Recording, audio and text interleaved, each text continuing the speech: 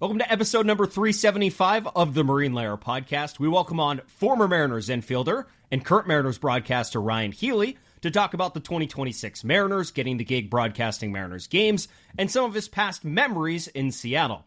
We also have some WBC drama to talk about, Lyle. Oh, boy. Oh, I can't wait. A reminder to you guys before we get to that, do us a big favor if you're listening to these podcasts. Please go download these episodes on the audio side. Go rate and review. Leave it 5 stars on Apple, Spotify, wherever you're listening. It helps a ton. If you're on YouTube, like, comment, and please go hit subscribe. It's the best way to support the YouTube channel. You get notified whenever we're posting content. You can find all our stuff at our website, marinelayerpod.com. You guys, opening date's like 2 weeks away. Go get your podcast merch. Wear it out to the park. It's a blast. We love seeing people wear it. That's at our website. Patreon's at our website. Episodes are all there. That's marinelayerpod.com. And you can follow us all across social media at marinelayerpod. Let's get it rolling. The pitch from Acevedo. A drive deep to right field. Down the line. The Mariners win this game 2-1. The dream lives. They're going to the playoffs. One more from Jansen. There you go. Left field. We got a tie ball game. Julio. Oh, baby, what a moment. Tie ball game at 7-7.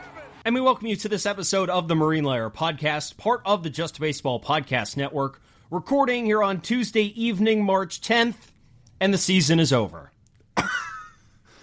Bum, bum, bum, bum, bum, bum. Cal and Randy can't get along. Culture's destroyed. Someone's getting traded. It just can't work anymore. Team's got to get blown up. What's the Randy Marsh? Actually, total coincidental use of the name Randy, but what's the Randy Marsh meme from South Park? Burn it down! That. I mean, it was a nice thought and a nice memory and a nice idea of the 2026 Mariners season. Unfortunately, it's over here on March the 10th. Well, I'd like to congratulate all the people overreacting to all of this that have essentially now whirled up all of that energy into Team USA losing to Italy tonight. One of the biggest upsets in American baseball history. Congratulations. Dude, we were talking pre-recording here. We could honestly dedicate a few minutes to the whole debacle of Team USA because they're about to get knocked out of the tournament. So let's save that. We can spend a couple minutes on it before we get to our awesome interview with Ryon Healy because there are some ripple effects to that are just unfathomable. But before we get to that, let's get to what everybody wants to hear about first. Cal Raleigh and Randy Arozarena. There is so much of this story that's been covered by the time you're listening to this podcast. And it's funny, had we recorded this at separate times, you probably would have gotten 3 separate reactions from the 3 of us. If we had recorded this Monday night, we would have been laughing our asses off, reading every comment, and saying how ridiculous people are for even giving this a second of thought. If we had recorded this Tuesday morning or early afternoon, we probably would have sat here and said, this is a little weird. It's not a well-intended joke from Randy. He did not make it, he didn't make it clear that he was kidding around. And it is an odd time to be doing something like that ahead of the season, but it's still not all that serious. And now we're sitting here recording on Tuesday night after Cal debunked the entire thing, shut it all down, said it's not a big deal, it's not a story, to where we've more gotten back closer to phase 1 of this, where, I ain't worried about this. I think we just needed people to come out and speak about the subject. The only thing is, we still haven't heard from Randy yet. You know what made this thing even worse? Team Mexico had a day off today, so Randy didn't have to talk. Randy essentially lights a fuse on Monday night after the U.S. beats Mexico, and then walks away as the keg blows up. And we don't have to hear from him until tomorrow. Yeah. I think so much of this is because there's a lot of different factors for this. The number one thing is that it got caught on camera and it was easily reshared. Very easily reshared. Which is unfortunate, but that's what happened. By the way, Lyle, fun fact. This isn't even the first time that has happened in this tournament. It happened between Australia and I think it was Team Japan or an exhibition. One of those two in Japan, in that pool. Literally happened. The guy walks up to the batter's box, to the Australian catcher, whose name I can't remember off the top of my head right now. More pronounced, extends the hand to shake his hand. And you see the catcher look down at his hand, look back up, and shake his head and say no. Very clear as day. Cal didn't even do that. Cal was just in a crouch. Cal was chilling. Randy just kind of has his arm out there a little bit. And then Randy leans in to hear what Cal's saying. But then that's it. And then they move on. And then they play. So, yes, of course, it got very much blown out of proportion with this. But, Randy not talking today, I think is a huge reason this got blown out of proportion. Because we just didn't get to hear the other side. The person who started it. And Randy talking post-game Monday night and saying what he said helped light the fire. If all we got was that video of a non-handshake and there was no further context, and when Cal or Randy or anybody had been asked about it, they had just said, oh, it was nothing. It was no big deal, and that's the end. This wouldn't even be a remote story. People would have just shrugged it off. It's that video from Randy talking post-game that lit it all on fire. Now, again, let's be clear about this, because we're a few minutes into this podcast and haven't even directly said it. We hope we've made it clear. But TJ and I are not taking this seriously. This is not a story. The season is not over. Nobody's getting traded, and there is not going to be internal turmoil, as far as we're concerned, in the Mariners clubhouse existing throughout the year. And if there was, we would be shocked. We would be absolutely shocked. Because think about this: if Cal and Randy Arozarena had some long-standing internal issues that are now all of a sudden coming out in the WBC, if that was the case, don't you think we would have heard a lot more rumors about Randy getting traded this offseason? A walk-year Scott Boras client and a little bit of a polarizing player. If there were internal turmoil issues with the de facto captain of the team, don't you think we would have heard more rumors that they might just ship him out of town? Or he would have just been traded. Because since the Mariners aren't much of a rumor mill, they would have just shipped him out of town. Well, that too. And everyone would have gotten... there would have been immense backlash. And people would have been like, oh my God, are they cost-cutting? But no, it probably would have been, oh, this just doesn't really work for us. What the Mariners have done in the past with players that don't fit their clubhouse. Jesse Winker shipped right out of town when leaders like Cal were like, this dude ain't it. This dude ain't it. But Randy is one of those guys. He is part of that clubhouse. But let's just lay it out straight. I mean this in the most respectful way possible to Randy Arozarena. This is his fault. This is all his fault that this is a story. Cal was just doing his job, squatting behind the plate in a big game, by the way. Huge. Think of what happened if USA didn't win that game. They would be out right now. They would be eliminated right now. So Cal's got to lock the fuck in behind the plate to win these games. These games clearly mean a lot to a lot of these guys. And Randy's the one walking up and shaking his hand.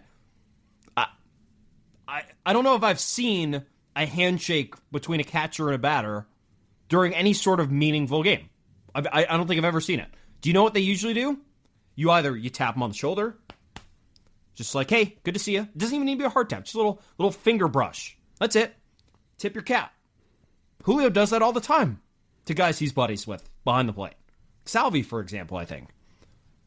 But Randy's holding his arm out like this. Doesn't get a handshake, holds it there, and then, after the game, says what he said. Come on, dude. What did he think? How did he think that was going to get interpreted? Now, I'll say this again. If you watch the back half of that video, there's a lot of smiling going on from Randy Arozarena. I know not at the start of the video, but there's a lot of smiling going on, and it doesn't seem like he is legitimately mad to me when watching the back half of that video. And I thought it was just going to be not a big deal. I was almost just kind of laughing, thinking to myself, oh, he's just messing around. Then some people started to interpret it, and that's when things really got out of hand. Because it wasn't just Randy speaking. It was Randy speaking and then people interpreting it. And let's be clear, TJ and I are not fluent in Spanish. We can't pick up all the mannerisms. So there's only so much guessing we can do here. But once it started to get translated, people started to freak out. I think that is another part of this. I think half the reason this is a huge story is because Randy did that post-game interview in Spanish. Which again, you don't expect anything less of him. It's his native language. Right. And a large majority of American baseball fans are English speakers and don't speak Spanish. So they can't pick up on things that Randy says. There were people in our comments who were saying, no, Randy was dead serious with what he was saying. But then there were also people online, Josie McFly of John Boy was translating it, and he didn't think it was he had a little bit more of a mellow interpretation of what Randy was saying. But if Randy says, like, let me say this clearly. If Jarren Duran is the one beefing with Cal instead of Randy Arozarena, Jarren, who was born in the United States and speaks English, we would be able to tell right away whether or not he was serious about giving Cal shit or if he was not serious about giving Cal shit. But since Randy did it in Spanish and we essentially have to hear it, for all of us who don't speak Spanish, we have to hear that interpretation from someone else. Well, we can't pick up on all the nuances. I hope I said that right. Like, I know there are probably Spanish speakers in our audience who might have a little bit more perspective on this. This is a moment where I wish I knew I had more Spanish-speaking friends who could interpret this for me. But, like, it just kind of hard for us, given that there is, like, this veil between us and Randy saying these words. Yeah, there's a language barrier, of course. Yeah. Because a lot of people in America are not fluent in Spanish. I wish I was fluent in Spanish, too. If I ever had the time one day, I'd love to go back and learn it. But I think Josie McFly made a good point with what he's talking about on Tuesday, because he said, I really don't get why people think this is serious. He said to him, Randy's definitely more tongue-in-cheek than anything else, in my opinion. I understand the way it translates, but if he and Cal didn't have a relationship of sorts, he probably wouldn't be speaking this way. He later said, the only way I see this as actual beef is if Cal Raleigh comes out and says he was actually offended by the comments. That has not happened. Yeah, it hasn't happened, and it won't happen, and Cal's already squashed it. The weirdest thing of all about this, about Randy, is he's, like, just laying the praise on Cal's parents at the beginning of that paragraph. Yeah, so some people interpreted that as, here's the precursor to I'm actually mad at Cal Raleigh. It's like, oh, he has good parents, but, you know, then Randy said to go shove it up his ass. But in any sort of beef scenario, if there's someone you're beefing with, why are you, like, hugging their parents? Have you ever heard that before? Yeah, I don't know.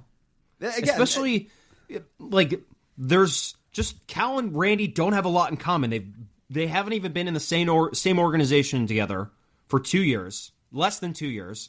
Their primary language is not the same. Like, Randy's from Cuba. Cal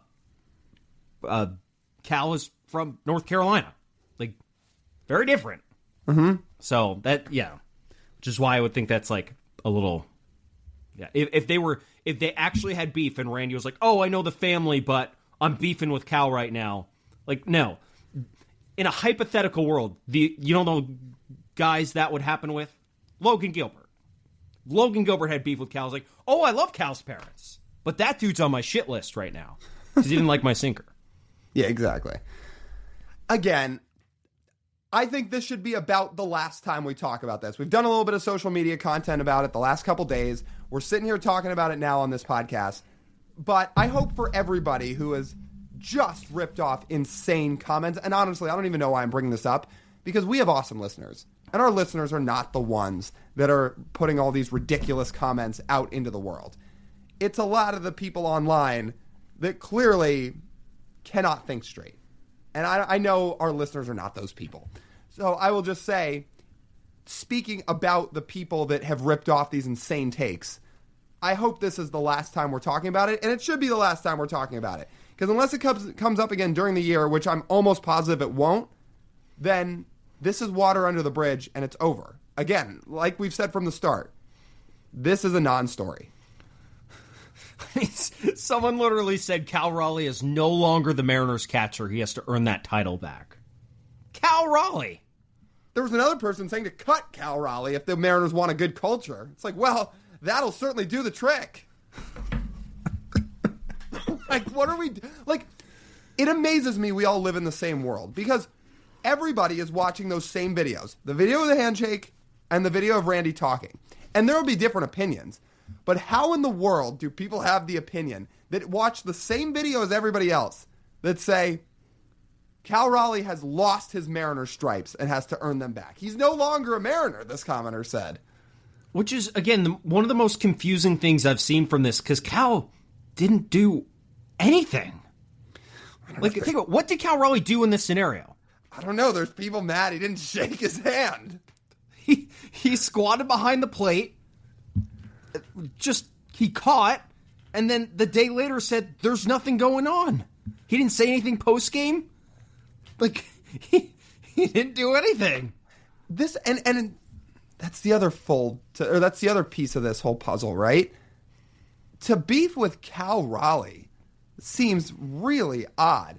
And the national media seems to not have a grasp on that because, again, so many in the national media have ridiculously blown this out of proportion. But everybody that is in the Pacific Northwest and is a Mariner fan and is tapped into the team and follows on the regular knows that Cal Raleigh is one of the most stoic, like, humble, calm, like, well-rounded leaders you can draw up.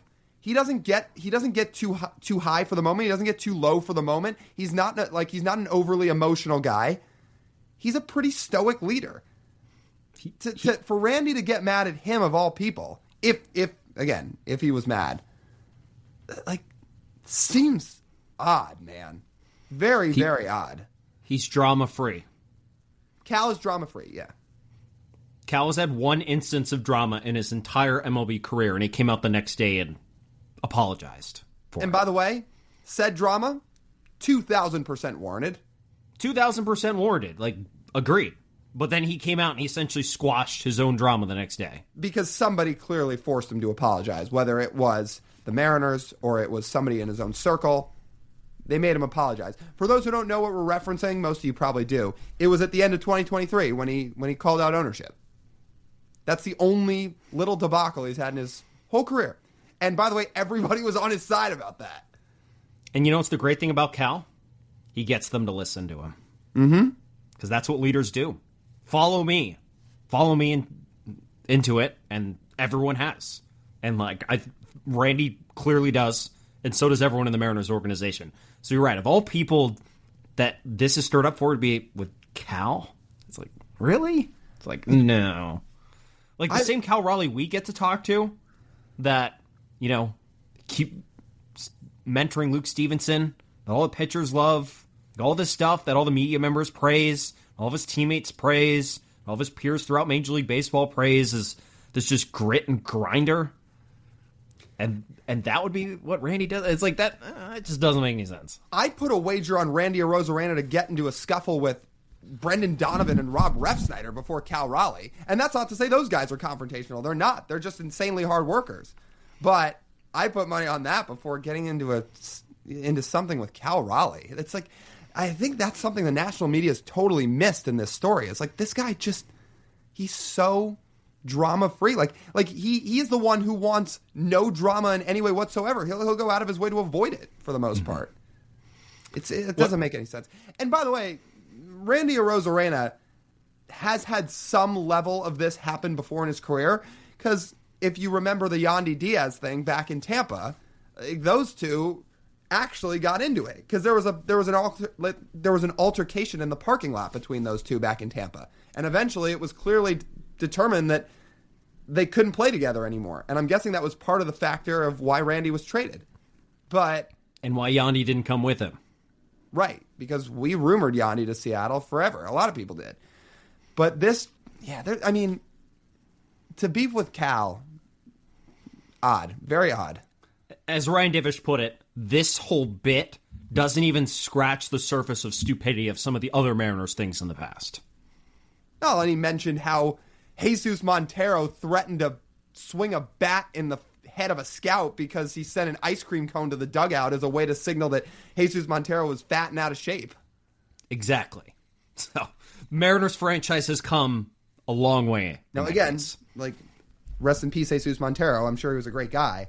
I'm just highlighting the story. That was the story. A scout sent an ice cream sandwich to the dugout. Montero was pissed. He came out with a bat, tried to scare the scout, and that story was covered. Another thing with this whole thing, we want this WBC to be the biggest thing possible. We want this to be the World Cup of baseball, which I think it is. I think it's well on its way to get there. I think the timing of it is really the only thing holding it up between being like one of the premier spectacles watched across the world. As these guys are, building up that hype and building up this momentum and this country pride that all these guys are playing for, you got to take these games as serious as that, which the USA clearly did not tonight, but obviously. But again, we will get to them.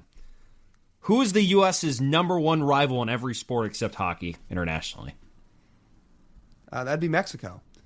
Right.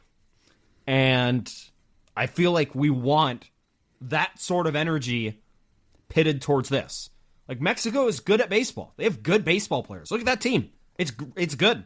They are very, very likely to now advance to the quarterfinals now. Again, good for them.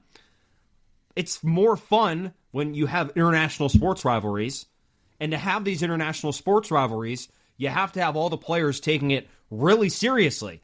So yeah, I don't blame Cal for not wanting to shake Team Mexico Randy's hand in the middle of the game. Big game. These guys clearly care a lot about this. And yep. I think they should treat it that way too. Maybe his Team USA teammates would have taken that as not offensive, but like they'd be saying to him, lock in. Why are you mingling with the opponent?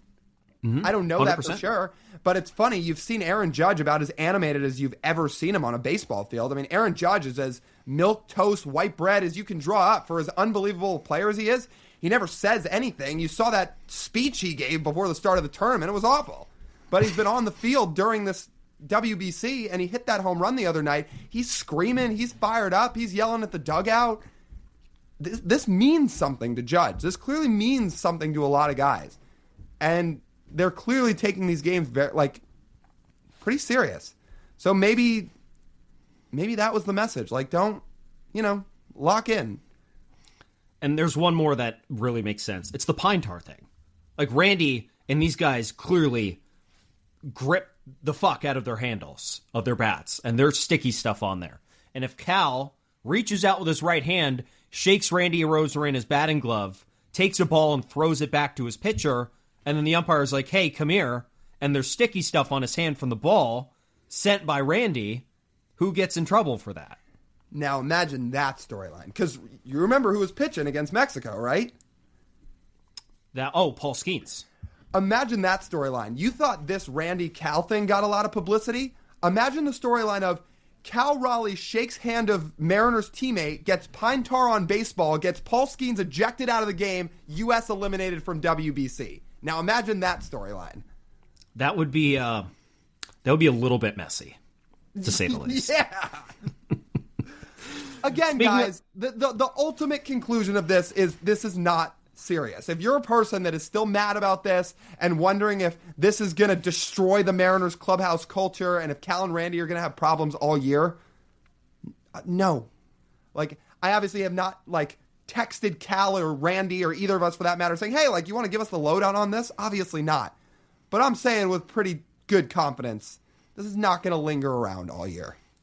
Speaking of the USA potentially getting eliminated, that is a real possibility. But before that, let's pause for an ad. Buying a home is a big deal. It's probably the largest purchase you'll ever make, and it happens fast. That's why I want to tell you about Pretty Good Home Inspections. They work directly for you, the buyer. Their philosophy is simple. Take the time to evaluate your home carefully and explain what you're really getting into, clearly and honestly. No scare tactics, no sugarcoating, just straightforward information so buyers can make confident decisions. Reports are detailed and delivered in 24 hours, and they're easy to understand. Clients are encouraged to attend the inspection, ask questions, and actually learn about the home. And for the realtors listening, especially those building their business on trust and long-term relationships, you know that thorough inspections protect your reputation too. When clients feel informed, they feel confident and well taken care of. In this market, you can't afford guesswork. Get a professional, honest opinion that you can trust. Pretty Good Home Inspections. Schedule an inspection today at 253-442-6707. You can also go to prettygoodinspections.com/marine-layer or by scanning the QR code. That's Pretty Good Home Inspections, and tell them that the Marine Layer Pod sent you.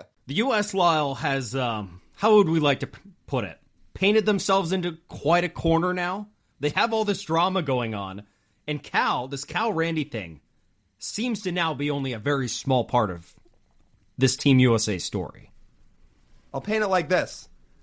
The display that Team USA has put on in the World Baseball Classic is as close to NBA drama as we've ever seen in Major League Baseball. It's that simple. You want me to go through the pillars? I'll go through the pillars. You have the Cal and Randy situation that happens during the USA-Mexico game. And I'm not saying Cal was at fault, but the story certainly got out there and certainly made its round. So there's point number one. Point number two, you have Bryce Harper a few days ago come out and make comments saying that the WBC wouldn't hold the candle to the Olympics in terms of importance in the middle of the WBC. Now, look, I think those were blown out of proportion a bit too. I don't think those should have been taken all that seriously. I think Bryce Harper just knows how many eyeballs are on the Olympics, so I get it. But it was still a story that still made its rounds and still was a distraction from on-field play. And looks even worse if the U.S. isn't even going to make it out of pool play. Oh, Old Takes Exposed is going to be tweeting those out if they lose. Or MLB Images preceding unfortunate events. Mm-hmm. That account is going to be tweeting those Harper quotes out if they get eliminated. And then you have the latter two. You have Tarek Skubal, or should I just say Scott Boras, because that's who this really is. So let's scrub Skubal's name from this. Scott Boras made his client start against Great Britain of all teams, not Mexico or Italy, and as a result, because he put him up against an unserious opponent, you didn't throw your best arms against the best teams in pool play, and now you're going to get eliminated, or potentially get eliminated. And then you have the situation that unfolded. Well, unless you were about to get to that. Oh, I was still getting to it because there's four pillars here. Okay. I've gotten to three: Cal and Randy, Bryce Harper, Tarek Skubal, aka Scott Boras, because that's who this really is. Because just to finish up this thought, if Skubal had started against Italy and you kept Skeens against Mexico, or some tandem of those two starts in some combination against Italy and Mexico. And then you have Logan Webb and Nolan McLean start against the two teams that are not as good because those two are not as good as Skeens and Skubal. This is not an issue right now. There is no way Tarek Skubal would have given up 8 runs to Italy. Or however many innings he would have pitched. Yeah, he probably would have thrown 55 pitches and thrown 4 innings. But regardless, Nolan McLean got knocked around in his start. I don't think Skubal's given up any runs to Italy if he's pitching against them. Not with all those lefties. That Italy lineup is so left-handed heavy. You think they're hitting Tarek Skubal? No. Anyway, they mismanaged their lineup, or they mismanaged their lineup of their rotation for how it should have been used in pool play. That's number 3. And then number 4, on a similar note, Mark DeRosa, man. What the hell are you doing? Like Mark DeRosa admitted on MLB Network here on Tuesday that he thought the U.S. had already punched their ticket to the quarterfinals and therefore was going to give guys days off and give, against a righty on the mound, he was going to sit lefty Bryce Harper at first base and put Paul Goldschmidt in the lineup. And also against righty Michael Lorenzen, he's going to sit left-handed hitting Bryce Terang and put Ernie Clement in there. Dude. Ernie Clement and Paul Goldschmidt were both starting in a essentially must-win game. What? Yeah. And so Gunnar Henderson and Bobby Witt both got days off during pool play, which is insane. You have to get out of pool play. For those two guys to not be playing every game is complete insanity. So if there's messaging from the Royals and the Orioles that those guys can't be playing every day, I'd love to hear it publicly. Otherwise, why in the world is Mark DeRosa sitting one of those guys at any point in time? Then finally puts the two in together against Italy here on Tuesday night, but then starts Paul Goldschmidt and Ernie Clement on the right side of the infield. We forgot the worst one. He didn't start Cal. Yeah, and that one's not good either. Now, Will Smith, to be fair, the drop-off between Cal and Will Smith, especially offensively, it's not like... I mean, it's only like 5 WAR. It's no. Well, it's a big drop-off, but Will Smith is really good. That's all I'm saying. He is. Yeah, he is. He's not... I mean, Paul Goldschmidt now is still like Solid.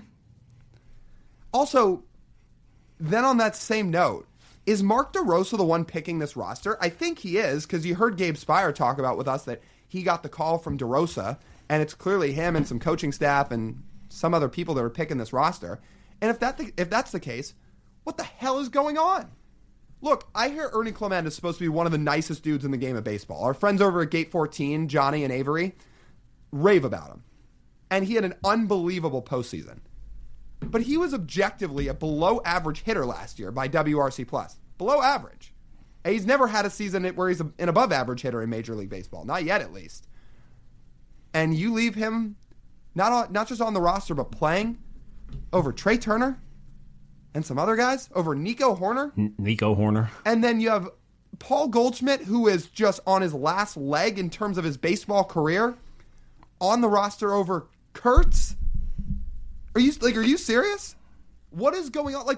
It is abundantly clear other teams are taking this tournament a lot more seriously than the USA. Your manager, who's an MLB Network host, doesn't know that you still have to win another game in pool play. You've got a below-league average hitter in Ernie Clement and a very, very seasoned veteran in Paul Goldschmidt playing meaningful games. You don't have all the best players on the roster. And then... But even despite all of that, Lyle, they still have the best roster. And can I read you this lineup that they lost to today? I mean, there is one guy in here I can confidently say deserves to start every day in the major leagues in this Italy lineup. It's Vinny Pasquantino. I mean, you have John Birdie hitting second in this lineup. Team Italy's first 5 hitters went 0 for 22 today, and Team USA lost. Yeah. Again, this comes down to, going back to DeRosa, why are Skeens and Skubal not penciled in to start against Mexico and Italy? You can start Nolan McLean against Great Britain. You can start Logan Webb against Brazil. Those two guys have to be starting against the best 2 teams in pool play. Now, to be fair, that might be a Pirates and Tigers thing too, but that comes back to the WPC as a whole. If they're going to take it seriously, everybody, and I mean everybody, from players to managers to owners to GMs, the countries, etc., everybody needs to take it seriously. Yes. You know what they don't do in the World Cup? Hey, Messi's got to load manage a little bit. Like we're just kind of worried that he's not going to make as many starts as we want this upcoming year. So maybe Argentina, maybe you sit him for the quarterfinals. You only let him play 50 of the 90 minutes. Well, maybe not the quarterfinals because that's elimination play, but in pool play, dude, I don't care if France is playing Trinidad and Tobago in pool play. Kylian Mbappe is not getting a game off. But you've got Bobby Witt and Gunnar Henderson getting days off. What is happening? And that comes back to when they're playing this tournament. They can't keep playing this tournament now. Again, if they want to make it the World Cup of baseball, it cannot keep being played here. Cannot. Because we're dealing with insurance issues, which I don't think deals with the time of year. But I think if the players had a little bit less injury risk by playing in the middle of the year, perhaps it could help a little bit more. But then you want to also have teams being like, yeah, this is a cool idea, but no. Listen, I understand if you play this tournament in July and the starting pitchers aren't going to go all out in terms of throwing 120 pitches in these tournaments. But if you're throwing 80 pitches and going 5 innings in these tournaments, that's a lot more serious than what's going on right now, because guys make 5-inning starts all the time during the summer in Major League Baseball. If Tarek Skubal was going to throw 80 to 85 pitches and throw 5 innings in a July WBC game, I'd be totally okay with that. But 55 pitches and 3 innings against Great Britain, come on. And I did that, and again, that's not Tarek Skubal, that's fucking come on Scott Boras. You would get more buy-in, I think, from everybody if that's when it was played. Right. I totally, maybe you would get those guys to play at first and second base and be a little bit deeper than getting Ernie Clement and Paul Goldschmidt. Very possible. I don't know, man. Did you hear those Trey Turner quotes before the WBC started? He said, I never got the call.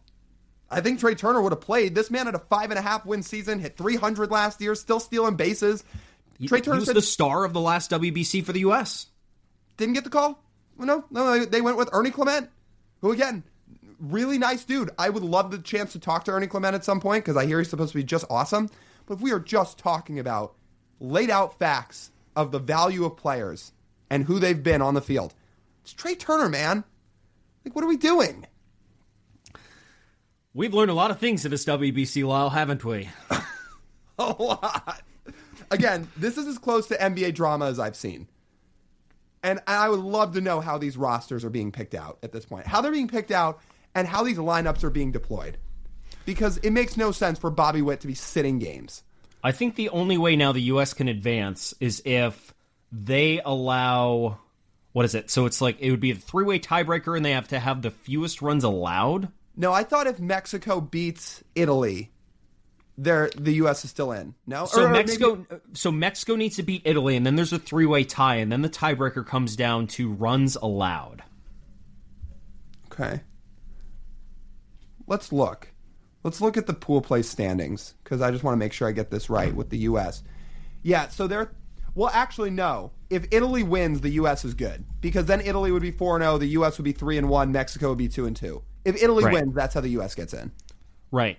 But if Mexico wins, then I would assume they take two of the top three in terms of runs allowed. Yeah.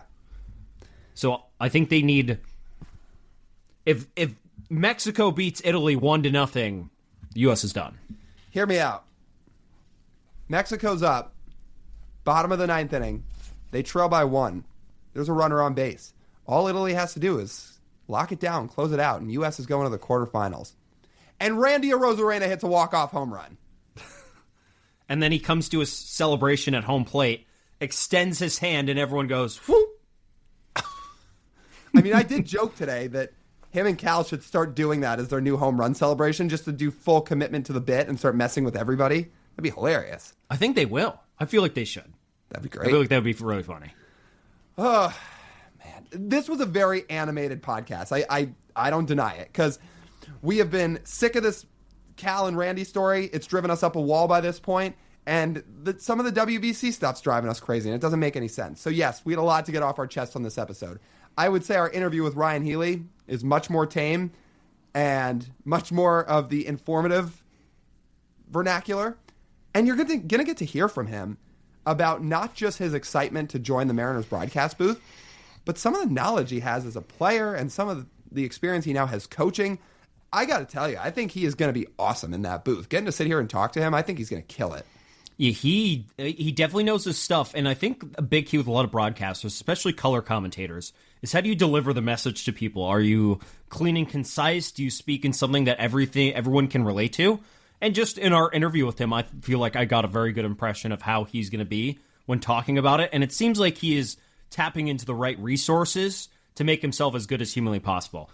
He's not going to get a ton of games to start. He said 12, and I believe all home games, but I do think if he sounds as good as he did with us, I think he's going to get some more games, which will be fun for him, and just sort of happy he's managed to transform himself into a little bit of a post career, which is kind of nice. But don't want to keep that from you guys, and won't keep you any longer. Let's get you to the interview with Ryon Healy. All right, we got Ryon Healy on with us, former Mariner and now current Mariners broadcaster. Ryon, welcome. Are you excited to be broadcasting games this year? That's got to be a really, really cool thing to be back in the booth in a place where you had some success. Yeah, it kind of happened out of nowhere, to be honest, but the minute I was asked, I said yes, because why not? Why not get a chance to go talk about some baseball? And I mean, selfishly, this team is pretty stacked, coming off of a great 2025 campaign, and I can't get in the dugout and be on the team, so if this is the closest I can get, then I will take it all day. You do some coaching, though. Did you think, once you retired, that Major League coaching might be an option for you? It might still be an option for me at some point. I don't know when or where. For me, the priority has been I got 2 young kids, and I've wanted to stay close to them. So getting a chance to coach on the amateur side and kind of do it a little differently has been a lot of fun. It keeps me in the game as well and fills my bucket. So what does that look like, your coaching role these days, for those who don't know? So I work with about 40 to 45 players at any given time. My big focus is mental performance. That's the piece of the game that I felt like lost me my career. I mentally wasn't strong enough to handle the distractions, the adversity, the failure at the major league level. Ever since I got non-tendered by the Mariners after the hip surgery in 2019, there's a lot of adversity, COVID, going overseas, and at some point the game just forgets about you. And they always told you at 7 a.m. spring training meetings that you're going to be a former professional athlete a lot longer than you're a current professional athlete. You don't think that in the moment, but that's what happened. So when I got run out of the game, I ran away as far as I could, wanted to find a way back into it. And that's what I've been able to do. Through the power of social media and marketing, I've been able to find a lot of players to help them with the mental side of the game, to prepare for adversity and failure, create routines around how to process and move forward. And then obviously hitting is the vehicle. Hitting's the vehicle, and then the mindset's the driver. I really like to focus on the driver, and then we can fine-tune the vehicle as we progress forward. What was the biggest piece of mental advice you think you've taken in, like that you think you could have used your career, that you're with everyone you're working with, you're consistently trying to pass down? And I ask that because I know we have a lot of prospective players, high schoolers, college kids that listen to this podcast and perhaps could use advice from someone who played as long as you did. So what would that advice be? Spending less energy on things and storylines that other people and my head might be creating. Bottom line is I want to get down to what is true, what is actually happening in this moment. And then how can I hold myself extremely accountable to the truth? It limits some of the distractions that your brain is going to process, especially between social media, family, friends that are coming to games, interjecting, different opinions that are in your clubhouses at times. It's really easy to fall into those distractions. For me, though, I wanted to teach these young men how to be more accountable to what's truthful. And a lot of it is setting your intentions on something specific that you have control over for that day. I want to go get better at this today, okay? I'm going to get distracted. I'm going to forget. How do I get myself back on that focus? So set my intentions for the day, go execute at a high level, and then when I'm done, reflect on what did I do well, what could I have done better, and then how am I going to do it to create that little bit day-by-day process of how I'm going to stack the small wins to ultimately reach the goal that you want. How did you end up getting on social media? I know we asked you a little bit about this pre-recording, but just to give people a little bit of behind the curtains, you said for a long time I had no interest to be on social media. Now you're sitting here making not just baseball content, but baseball content that's really good. Like if for anybody listening that wants to go check out Ryan's stuff on social media, it's all across there. So how did you end up deciding to fully commit to something like that? I got bullied. Into it, quite frankly. I had my wife who was really pushing me to do it. I had some other friends that were running small businesses that were starting to get on social media. And when I saw what people would do to market themselves on social media, as a player, you get marketed all the time. And most of it is not by choice. You don't want to have this or that out there. People with different platforms run with it, and they can create whatever storyline they wanted. At some point, I decided if I wanted to maintain control of my time and my schedule to be present for my family, then I had to do the thing that I despised my whole life, which was market. So I decided to start marketing myself, sharing some stories, and I felt like I had a lot of unique experiences that younger players could learn from. Not just successes, like we talked about our home runs and stuff, but it was the failures. It was the moments where I was most vulnerable and I didn't do things right. And I wish I could do it differently, but I couldn't. But I knew that I could help someone do it better. So when you were playing and you were coming through the minors and you had your time in the majors, I know the old school ways of what they tell you about being out in the public and being out on social media is they usually tell you to stay off it. I remember, in the 90s and 2000s or whatever era it was that things started to become much more media heavy, teams would tell their players to, give the most boring, cliche answers you can possibly give to avoid any potential nightmares. Is that what you were basically told and hammered home with when you were a player? Yes and no. Part of the reason why I feel that the opportunity to do analyst work with the Mariners is because I've always been articulate with the media. I've always given answers that were real and given the emotions that I was feeling in that moment, whether they were good or bad. It wasn't meaning I was, outlandish and cursing and saying all these ridiculous things and pointing the finger at front office coaches, teammates. Like there was a fine line of respect and, what that brotherhood was like in the clubhouse. But also I was allowed to tell my truth. There was opportunities in my career to do that, to tell my story differently than others might have been portraying it. But I was never afraid of the media. And yeah, there were some boring cliche answers along the way for sure. But most of it, I felt like I was able to speak my truth. So I didn't have to change much. And I don't feel like I have to change much as I go on TV here soon.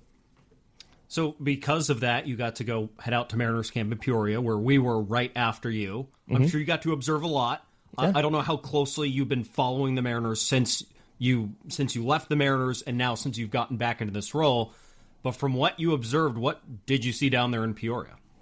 I felt like the picture that you guys were painting of camp the first couple days before you dove into the player interviews and some of the media and the staff was perfect. It was a light-hearted, excited, eager camp that was just excited to be back together, honestly. There was a couple comments that were interesting to hear. I was actually in camp a little bit in 2025, and this was the same exact week that Justin Turner came out and said all these criticizing things about the front office and such. Same day that George Kirby went on the IL for a shoulder injury. So there was some heavy hearts and probably some earmuffs on and some blinders on in that clubhouse. There's a couple buddies that I played with that I got to talk with. The overarching theme was these guys didn't want to talk to anybody. And they were a little bit upset that everyone was saying that they needed to go get different players. And every single player in that locker room was saying, why not us? Why aren't we good enough? And there was a chip on their shoulder, and they showcased that last year. This year, it was more about we've already proven to everyone what we're capable of doing. And we're also pretty salty that we didn't accomplish what our ultimate goal is.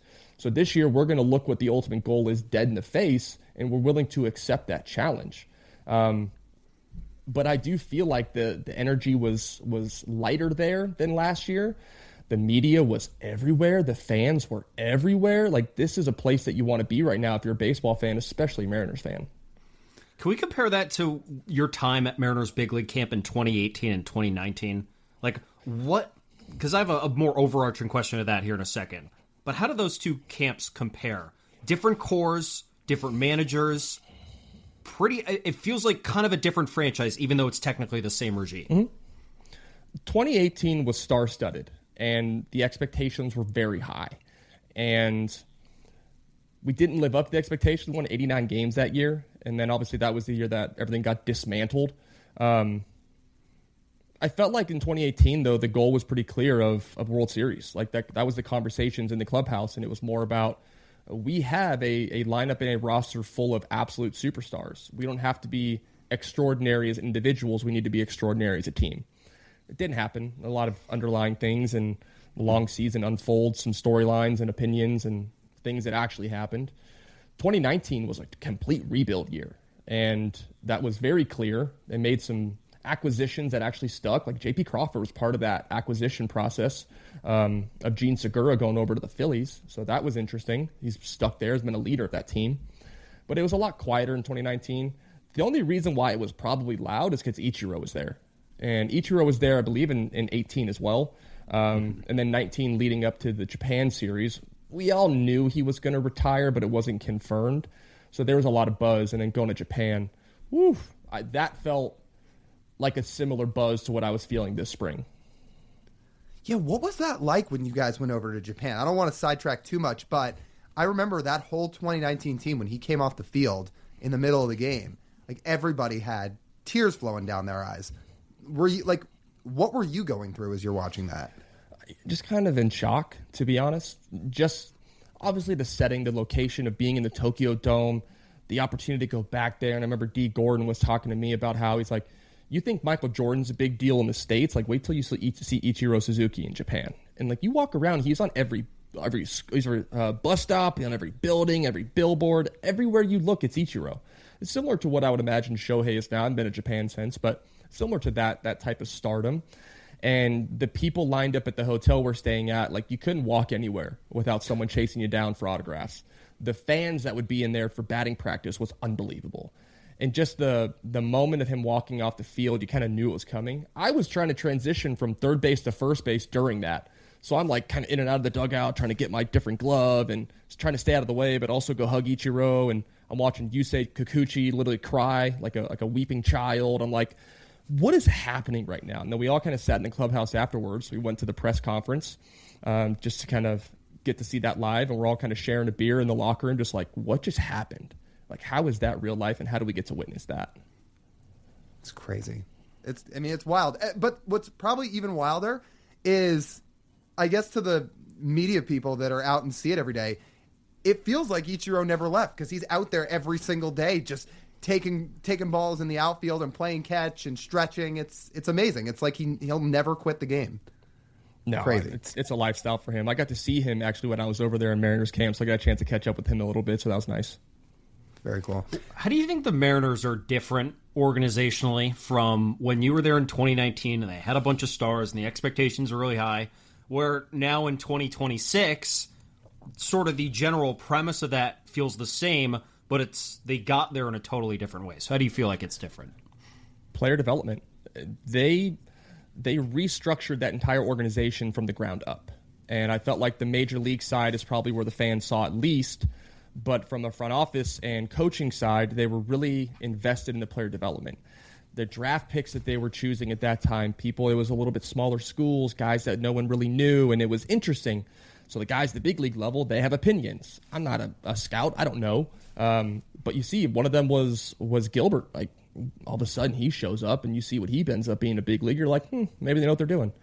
They were so focused on the pitching side of player development, and they do such a tremendous job of it by their starting rotation right now, how that's demonstrated.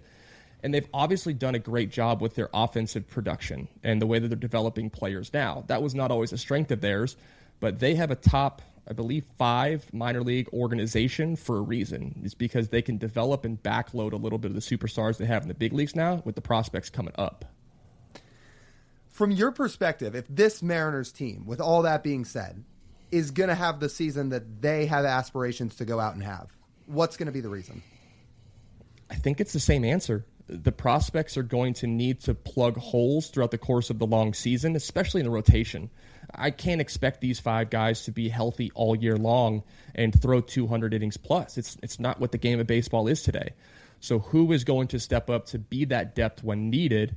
And then also on the offensive side, and you got J.P. Crawford, who has a bum shoulder right now. I believe Colt Emerson is getting a ton of reps right now at shortstop. So where does he plug in at some point? Does he make the team out of camp, or is he a guy that's waiting in AAA?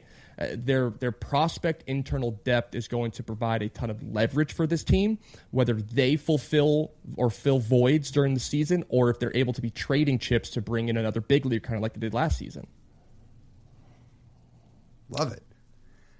I do want to ask you a little bit about your broadcasting and you getting into this role, which, again, is pretty new for those who are just learning about Ryan's media career and learning about his time with the Mariners, which he's about to enter this year. He's going to do a handful of games on Mariners broadcast this year, which is one of many reasons why we wanted to have him on to talk ball with us. What are you most looking forward to, and what challenge do you think you're most, anticipating that you're going to have to take on, entering a role that's pretty new for you? The challenge is going to be, how do I get all the information that I want to in the proper amount of words? Because the time crunch is so different on TV. For at least what I've heard, I haven't done it yet. I'll find out next week. The thing I'm most looking forward to is learning from such an experienced professional and vet at this space of Aaron Goldsmith.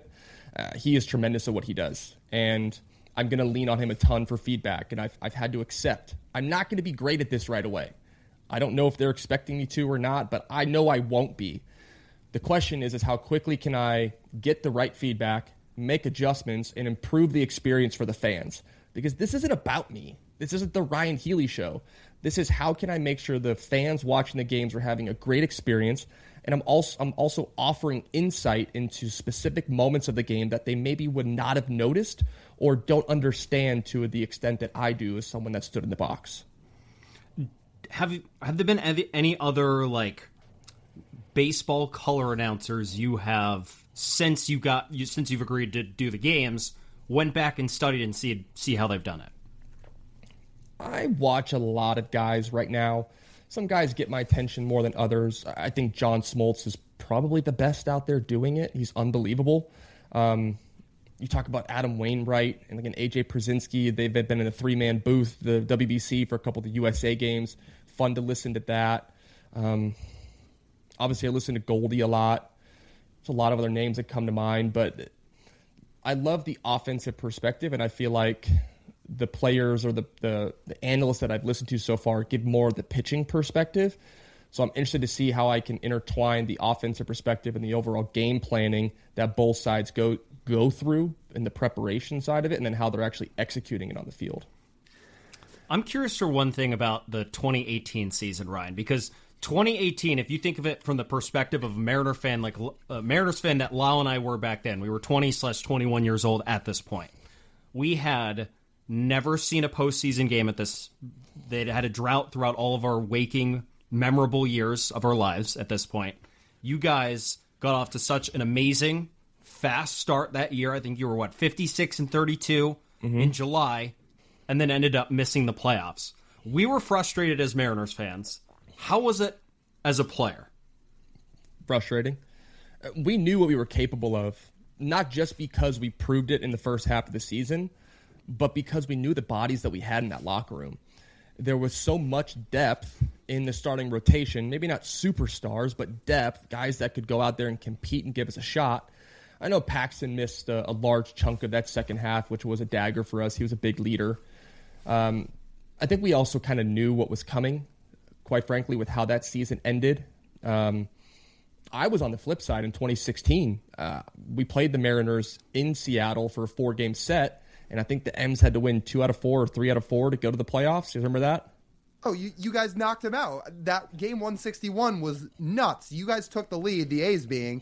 Nelson Cruz hits that 3-run homer. He ties it. I remember Ben Gamble retied it in the 8th inning, and then they lost in extras. And at that point, that was basically the closest thing we'd seen to the Mariners getting into the playoffs. I remember being heartbroken that night. We were freshmen in college, brand new into college, like a month in. And I'm probably getting noise complaints throughout my hall in our dorm because I was furious after you guys won that night, the A's. So yeah, believe me, I remember every detail of that game. We were playing home record that weekend. We had nothing to play for, to be honest. I mean, we knew our season was over. My flight was probably already booked from Seattle to LA to go home for the offseason, but we liked playing spoiler, and I felt the repercussions of it, though, in 2018 when we just missed at the end. And it felt like that was a reoccurring theme for this organization. Obviously, 22, they were able to push through, go to the playoffs, but didn't go as far as they could. And then 25, I mean, what a dream. What they did throughout every stage. I think the Game 5 of the DS was probably the most nerve-wracking thing. I didn't go to bed till 1 o'clock, but it seems like, okay, maybe that barrier's pushed down. Let's take the next step. And one last thing I want to ask you about, Ryan, from a player's perspective, given that we will talk about this before this interview airs on this podcast, but I wanted to get your perspective on this as well. We had just watched what seemed to be blown out of proportion interaction between Cal Raleigh and Randy Arozarena happen during the WBC. Cal came out and said it was nothing. But on the field, right, he's not fist bumping him. They're competing against each other. What is it like on that field if you're competing against someone you'll play with for the rest of the year, but once the game has started, you're totally locked in? So what goes through your head in that moment? I never had that type of situation.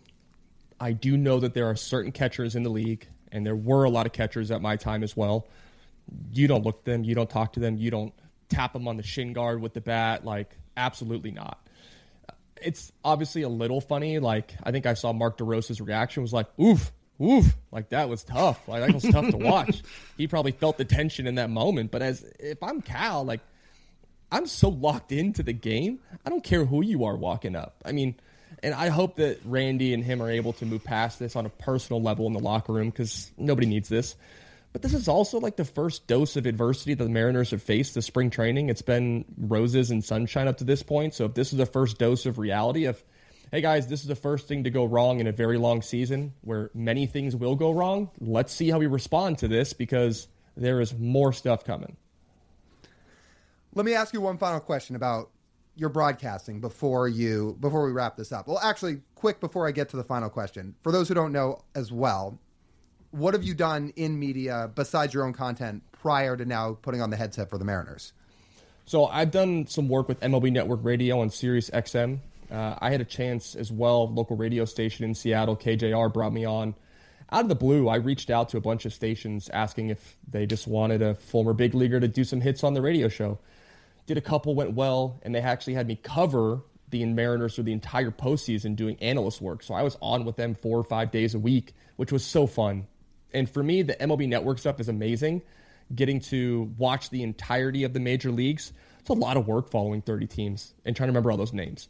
But following one team and knowing those players and seeing the roles unfold, the bullpen situations of when a name's going to come in, the pinch hitter that's going to show up, who's available on the bench.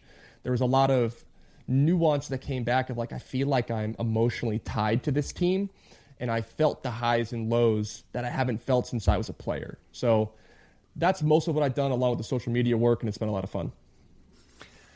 So my final question is, for those who are going to turn on the TV and get to hear you this year throughout the games that you're going to broadcast, what do you hope that you're going to bring to the audience? An understanding of why something happens. From the hitter's perspective, from a defender's perspective, from a former player's perspective, I want to bring in a simplified understanding of why something happened in a game that a fan might sit there and say, why did he do that? Or why didn't he swing at that pitch? Or why did he chase that pitch? Give them a better understanding of why things might happen, and also the perspective that this game is really, really hard. And I promise you, these guys don't always love it, but we choose the monster that we know. And part of the joy of it is if I didn't fail all the time, then why would I enjoy the successes as much? Well, let me say this. I fully mean it. I think you're going to crush it on these broadcasts. I do. Just sitting here and getting to pick your brain for the last 20, 25 minutes or so, I think you're going to bring a ton to these broadcasts. I appreciate that very much. Well, Ryan, this has been great. We appreciate you taking some time for us. We look forward to seeing you up here in Seattle. It'll be great. So looking forward to have you with the Mariners this year, and can't wait to hear you on TV. TJ, Lyle, look forward to meeting you guys in person as well. Well, shout out to Ryon Healy. That was a blast. I really think he is going to be awesome broadcasting these Mariners games. So hopefully you guys got to learn a little bit more about him through that interview. Hopefully you guys enjoyed it. I'm fired up to listen to him on these broadcasts because I really, really think he's going to be a perfect fit. And I think you're going to learn a lot from him when you watch these games. I will say this one thing, TJ, before we start to wrap things up. Thank God baseball is back. I mean, seriously, thank God. For as much as we've been animated throughout this podcast, in January, when we had nothing to do but call Brendan Donovan name redacted before he was traded to the Mariners, we would have been over the moon for podcast episodes like this. It's just harder to get fired up for the offseason when there's not games being played. We haven't had conversations like this since October, which it truly means the baseball season is back. And I love spring training storylines, and spring training is exciting. It offers a lot of hope for this upcoming season. But, I mean, just off of the perspective, while these WBC games are going on, the spring training games themselves are a nothing burger for the most part. Seeing Brennan Davis hit tanks is cool, but getting some drama instead is better. All right. From 1 to Kerry Carpenter, how fired up was I during this episode? 6.5. Yeah, that feels about right. I definitely had some fire. There was definitely stuff I wanted to talk about, but you still have your voice. Yeah, I still have my voice. I'd still put it in that range. Everybody listening, leave it in the comments too. 1 to Kerry Carpenter, how fired up were we on this episode? You can let us know. Kerry Carpenter. Yeah, I did. I did lose my voice. I did lose my voice at the game. Yeah, just a little bit. Reminder: use code 2K. Oh yeah, for anybody at the ballpark this year that still wants to see the video. Some people at spring training did ask about it, and at FanFest this year, and we did show some people. But you got to say the code word in person. So, all right, that just about wraps up this edition of the Marine Layer Podcast. You guys know the drill. If you want to listen to the full form podcast, you can do so wherever you get your audio pods. Make sure you download these episodes. Make sure you go rate and review 5 stars if you're listening on Apple, on Spotify, anywhere on the audio side. It really does help a ton if you do. If you're watching on YouTube, hey, go hit subscribe. It's free. It's right in front of you. It's the best way to support the YouTube channel. And you get notified whenever we're posting content. We just put a vlog out, which you guys can go check out. That's over on YouTube. Go drop a like on this video too. Leave a comment. All helps. You can check us out at our website, marinelayerpod.com. All our merch is there. Patreon's there. Episodes are all there. That's marinelayerpod.com. And then you can follow us everywhere across social media at marinelayerpod. That's TJ. I'm Lyle. As always, we thank you guys for tuning in. We'll talk to you soon.